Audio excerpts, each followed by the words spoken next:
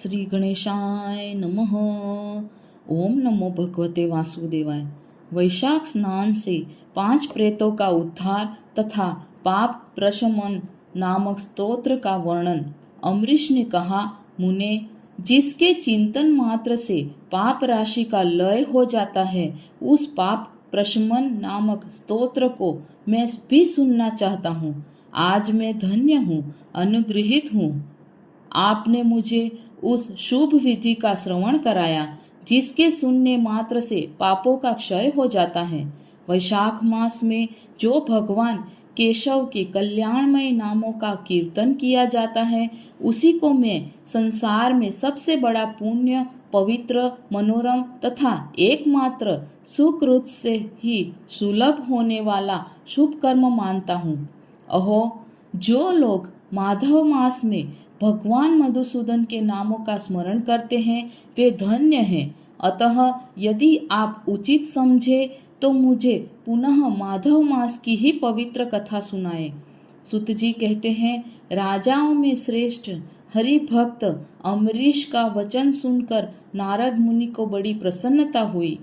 यद्यपि वे वैशाख स्नान के लिए जाने को उत्कंठित थे, तथापि सत्संग में आनंद आने के कारण रुक गए और राजा से बोले। नारद जी ने कहा, महिपाल, मुझे ऐसा जान पड़ता है कि यदि 2 व्यक्तियों में परस्पर भगवत कथा संबंधी सरस वार्तालाप छिड़ जाए तो वह अत्यंत विशुद्धि अंतःकरण शुद्ध करने वाला होता है। आज तुम्हारे साथ जो माधव मास के महात्म्य की चर्चा चल रही है, यह वैशाख स्नान की अपेक्षा अधिक पुण्य प्रदान करने वाली है, क्योंकि माधव मास के देवता भगवान श्री विष्णु है। अतः उसका कीर्तन भगवान का ही कीर्तन है। जिसका जीवन धर्म के लिए और धर्म भगवान की प्रसन्नता के लिए है, तथा जो रातों दिन पुण्योपार्जन में ही लगा रहता है, उसी को इस पृथ्वी पर मैं वैष्णव मानता हूँ। राजन, अब मैं वैशाख स्नान से होने वाले पुण्य फल का संक्षेप में वर्णन करता हूँ। विस्तार के साथ सारा वर्णन तो मेरे पिता ब्रह्मा जी भी नहीं कर सकते। वैशाख में डुबकी लगाने मात्र से समस्त पाप छूट जाते हैं। पूर्व काल की बात है, कोई मुनीश्वर तीर्थ यात्रा के प्रसंग से सर्वत्र घूम रहे थे। उनका नाम था मुनि शर्मा। वे बड़े धर्मात्मा, सत्यवादी, पवित्र तथा शम, दम एवं शांति धर्म से युक्त थे। वे प्रतिदिन पितरों का तर्पण और श्राद्ध करते थे। उन्हें वेदों और स्मृतियों के विधानों का सम्यक ज्ञान था। वे मधुर वाणी बोलते और भगवान का पूजन करते रहते थे। वैष्णवों के संसर्ग में ही उनका समय व्यतीत होता था। वे तीनों कालों के ज्ञाता, मुनि, दयालु, अत्यंत तेजस्वी, तत्वज्ञानी और ब्राह्मण भक्त थे। वैशाख का महीना था। मुनि शर्मा स्नान के लिए नर्मदा के किनारे जा रहे थे। उसी समय उन्होंने अपने सामने 5 पुरुषों को देखा जो भारी दुर्गति में फंसे हुए थे। वे अभी अभी एक दूसरे से मिले थे। उनके शरीर का रंग काला था। वे एक बरगद की छाया में बैठे थे और पापों के कारण उद्विग्न होकर चारों ओर दृष्टिपात कर रहे थे। उन्हें देखकर द्विजवर मुनि शर्मा बड़े विस्मय में पड़े और सोचने लगे, इस भयानक वन में ये मनुष्य कहाँ से आए? इनकी चेष्टा बड़ी दयनीय है, किंतु इनका आकार बड़ा भयंकर दिखाई देता है। ये पाप भागी चोर तो नहीं है? विप्रवर मुनि शर्मा की बुद्धि बड़ी स्थिर थी। वे ज्यों ही इस प्रकार विचार करने लगे, उसी समय उपर्युक्त 5 पुरुष उनके पास आए और हाथ जोड़कर मुनि शर्मा से बोले, विप्रवर, हमें आप कल्याणमय पुरुषोत्तम जान पड़ते हैं। हम दुखी जीव हैं। अपना दुख विचार कर आपको बताना चाहते हैं। द्विजराज, आप कृपा करके हमारी कष्ट कथा सुने। दैववश जिनके पाप प्रकट हो गए हैं, उन दीन दुखी प्राणियों के आधार आप जैसे संत महात्मा ही हैं। साधु पुरुष अपनी दृष्टि मात्र से पीड़ितों की पीड़ाएं हर लेते हैं। अब उनमें से एक ने सबका परिचय देना आरंभ किया। मैं पांचाल देश का क्षत्रिय हूँ। मेरा नाम नरवाहन है। मैंने मार्ग में मोहवश बाण द्वारा एक ब्राह्मण की हत्या कर डाली। मुझसे ब्रह्म हत्या का पाप हो गया है, इसीलिए शिखा, सूत्र और तिलक से रहित होकर इस पृथ्वी पर घूमता हूँ और सबसे कहता फिरता हूँ कि मैं ब्रह्म हत्यारा हूँ। मुझ महापापी ब्रह्मघाती को आप कृपा की भिक्षा दे। इस दशा में पड़े पड़े मुझे 1 वर्ष बीत गया। मैं पाप से जल रहा हूँ।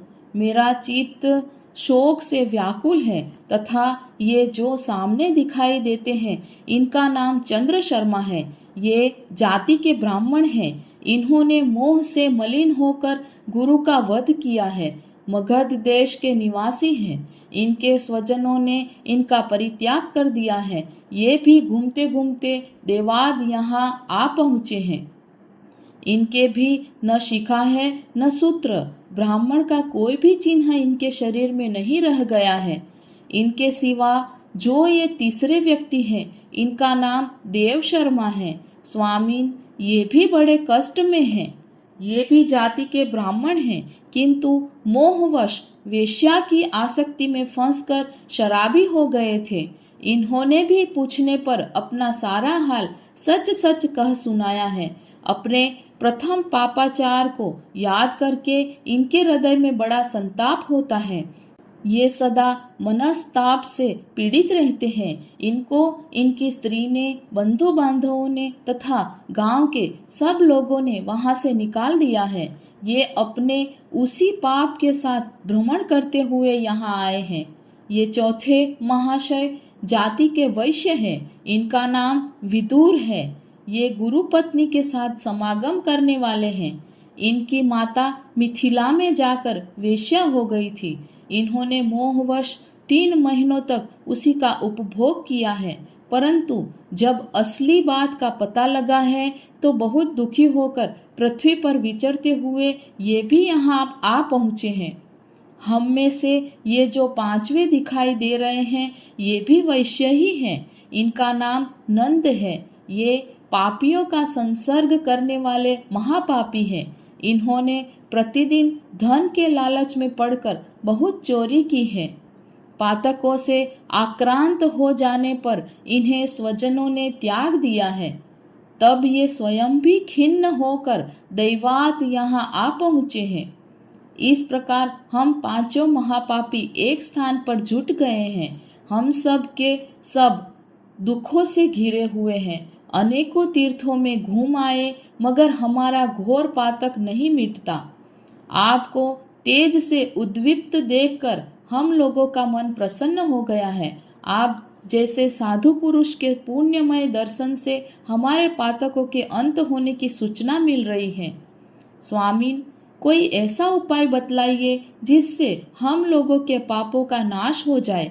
प्रभो, आप वेदार्थ के ज्ञाता तथा परम दयालु जान पड़ते हैं।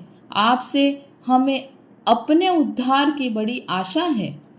मुनि शर्मा ने कहा, तुम लोगों ने अज्ञानवश पाप किया, किंतु इसके लिए तुम्हारे हृदय में अनुताप है तथा तुम सबके सब सत्य बोल रहे हो।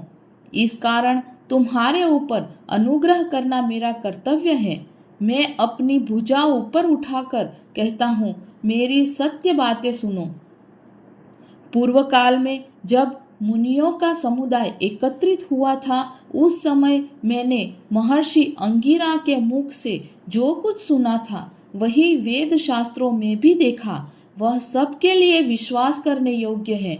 मेरी आराधना से संतुष्ट हुए स्वयं भगवान विष्णु ने भी ये पहले ऐसी ही बात बताई थी। वह इस प्रकार है, भोजन से बढ़कर दूसरा कोई तृप्ति का साधन नहीं है। पिता से बढ़कर कोई गुरु नहीं है। ब्राह्मण से उत्तम कोई पात्र नहीं है तथा भगवान विष्णु से श्रेष्ठ दूसरा कोई देवता नहीं है। गंगा की समानता करने वाला कोई तीर्थ, गोदान की तुलना करने वाला कोई दान, गायत्री के समान जप, एकादशी के तुल्य व्रत, भार्या के सदृश मित्र, दया के समान धर्म तथा स्वतंत्रता के समान सुख नहीं है। गृहस्थ से बढ़कर आश्रम और सत्य से बढ़कर सदाचार नहीं है। इसी प्रकार संतोष के समान सुख तथा वैशाख मास के समान महान पापों का अपहरण करने वाला दूसरा कोई मास नहीं है। वैशाख मास भगवान मधुसूदन को बहुत ही प्रिय है। गंगा आदि तीर्थों में तो वैशाख स्नान का सुयोग अत्यंत दुर्लभ है। उस समय गंगा, यमुना तथा नर्मदा की प्राप्ति कठिन होती है। जो शुद्ध हृदय वाला मनुष्य भगवान के भजन में तत्पर हो, पूरे वैशाख भर प्रातःकाल गंगा स्नान करता है, वह सब पापों से मुक्त होकर परम गति को प्राप्त होता है। इसीलिए पुण्य के सारभूत इस वैशाख मास में तुम सभी पातकी मेरे साथ नर्मदा तट पर चलो और उसमें गोते लगाओ। नर्मदा के जल का मुनि लोग भी सेवन करते हैं। वह समस्त पापों के भय का नाश करने वाला है। मुनि के यों कहने पर वे सब पापी उनके साथ अद्भुत पुण्य प्रदान करने वाली नर्मदा की प्रशंसा करते हुए उसके तट पर गए। किनारे पहुंचकर ब्राह्मण श्रेष्ठ मुनि शर्मा का चित्त प्रसन्न हो गया। उन्होंने वेदोक्त विधि के अनुसार नर्मदा के जल में प्रातः स्नान किया। उपर्युक्त पांचों पापियों ने भी ब्राह्मण के कहने से ज्यों ही नर्मदा में डुबकी लगाई, त्यों ही उनके शरीर का रंग बदल गया। वे तत्काल सुवर्ण के समान कांतिमय हो गए। फिर मुनि शर्मा ने सब लोगों के सामने उन्हें पाप प्रशमन नामक स्तोत्र सुनाया। भूपाल, अब तुम पाप प्रशमन नामक स्तोत्र सुनो। इसका भक्ति पूर्वक श्रवण करके भी मनुष्य पाप राशि से मुक्त हो जाता है। इसके चिंतन मात्र से बहुतेरे पापी शुद्ध हो चुके हैं। इसके सिवा और भी बहुत से मनुष्य इस स्तोत्र का सहारा लेकर अज्ञान जनित पाप से मुक्त हो गए हैं। जब मनुष्य का चित्त पराई स्त्री, पराये धन तथा जीव हिंसा आदि की ओर जाए तो इस प्रायश्चित रूपा स्तुति की शरण लेनी चाहिए। यह स्तुति इस प्रकार है। संपूर्ण विश्व में व्यापक भगवान श्री विष्णु को सर्वदा नमस्कार है। विष्णु को बारंबार प्रणाम है। मैं अपने चित्त में विराजमान विष्णु को नमस्कार करता हूँ। अपने अहंकार से व्याप्त श्री हरि को मस्तक झुकाता हूँ।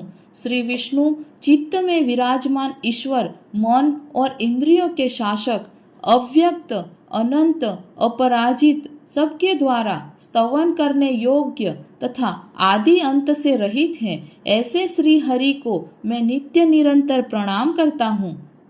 जो विष्णु मेरे चित्त में विराजमान है, जो विष्णु मेरी बुद्धि में स्थित है, जो विष्णु मेरे अहंकार में व्याप्त है और तथा जो विष्णु सदा मेरे स्वरूप में स्थित है, वे ही कर्ता होकर सब कुछ करते हैं। उन विष्णु भगवान का चिंतन करने पर चराचर प्राणियों का सारा पाप नष्ट हो जाता है।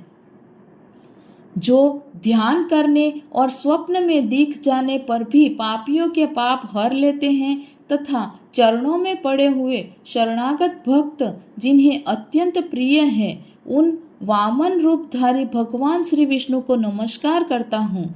जो अजन्मा, अक्षर और अविनाशी है तथा इस अवलंब शून्य संसार में हाथ का सहारा देने वाले हैं, स्तोत्रों द्वारा जिनकी स्तुति की जाती है तथा उन सनातन विष्णु को मैं प्रणाम करता हूँ।